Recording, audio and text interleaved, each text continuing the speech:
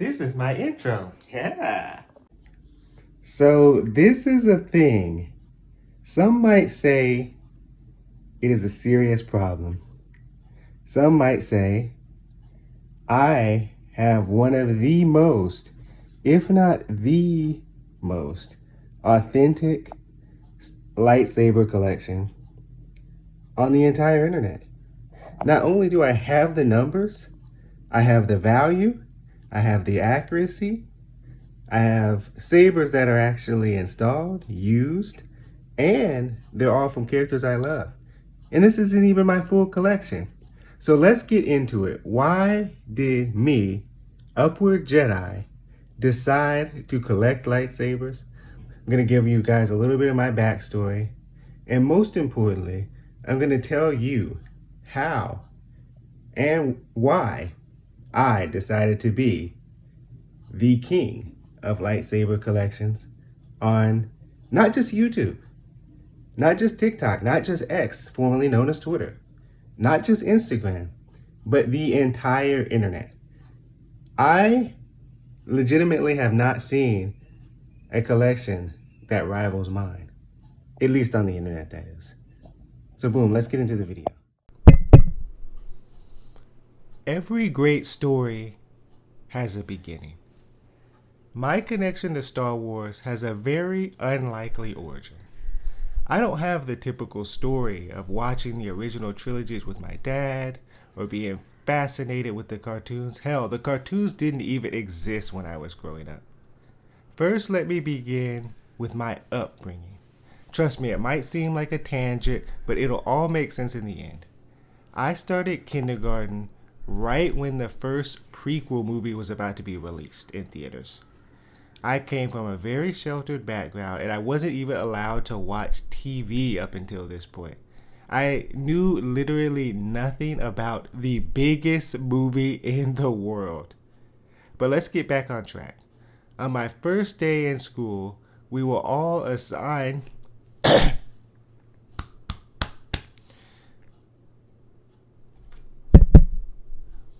On my first day of school, we were all assigned to sit by way of alphabetical order, of course by last name.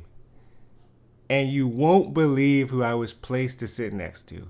A set of twins by the name of Luke and Leia.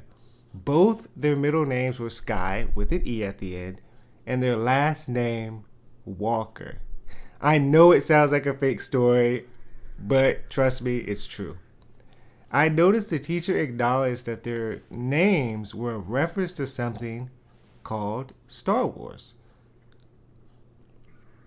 Almost all of the kids were instantly fascinated by the fact that there were two quote-unquote Force sensitives in the back of our class. Meanwhile, I was completely confused on why everybody was so obsessed with them. Of course, I rushed home that day and told my parents about this. And they looked at each other and said in sync, "It's time." I was very confused. I was 5 years old. I had no idea what this meant. But I guess they noticed that I was extremely far behind when it came to pop culture, or even socially. And they allowed me to watch the first Star Wars movie. And from that moment on, I was hooked. I wanted more. All I could talk about was Star Wars. At this time, I had never even been to the movie theaters, but for some reason my parents were contemplating taking me to see Episode 1. As a trial run, they took me to see Inspector Gadget for some reason. I guess they thought Star Wars was a little bit too hardcore, so they wanted to see how I behaved in a movie theater with a somewhat long-ish movie. That was, I think Inspector Gadget was like an hour 12 minutes. Star Wars was like 2 hours and 12. Maybe they didn't think I could sit still for that long period of time.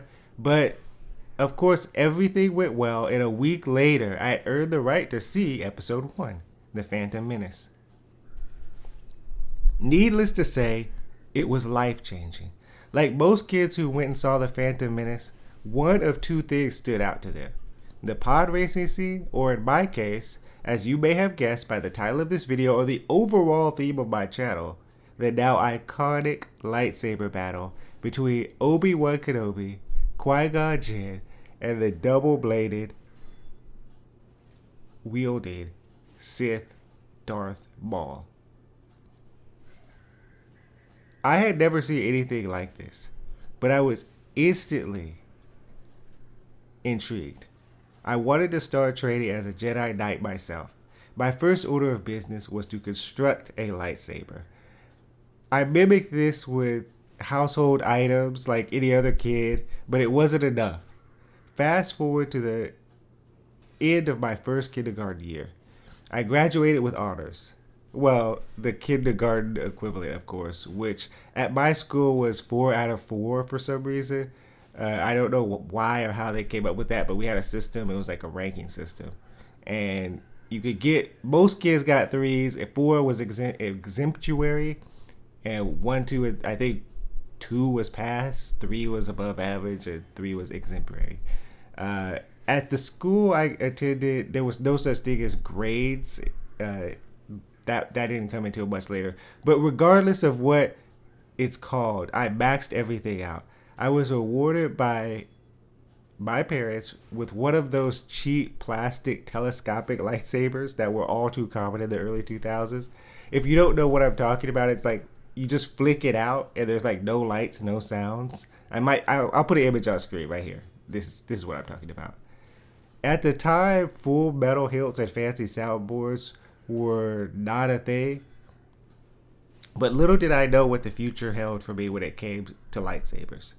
So we're going to have to fast forward the clock 20 years, believe it or not. And let's just call it a C-virus pandemic plagued the world.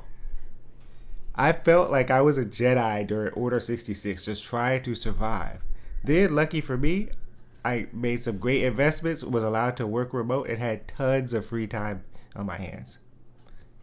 I had almost no knowledge of like what I should be doing at the time, but I, of course, knew about and loved Star Wars. And I've heard of NeoPixel lightsabers. I've heard of the full metal stuff. When I was in high school, I actually came across Vader's Vault, and they were selling like $1,000 lightsabers, and there was no way I could afford something like that as a 16-year-old. But I was an adult. I had my own money, and I researched the NeoPixel lightsabers, and my love of Star Wars fueled me to come up with one of the coolest lockdown hobbies of all time: building my own lightsaber. So I whipped out the trusty credit card and without thought bought lightsaber after lightsaber from some of my favorite characters. Learning how to create these lightsabers was one of the only things that kept me sane during these very isolating times. Though my childhood lightsaber was amazing, there's nothing that truly compares to the feeling of igniting a NeoPixel lightsaber with sound for the first time. My journey is not over yet, as there are many more lightsabers to obtain and install, but I look forward to sharing them with you guys. And be sure to like and subscribe to see some cool lightsabers, get some heads up on some great sales, maybe even some spins, maybe buyer's guide. I still don't know 100% what I even want to do with this channel. I just know I want it to be Star Wars related. So may the Force be with you. Upward Jedi signing out.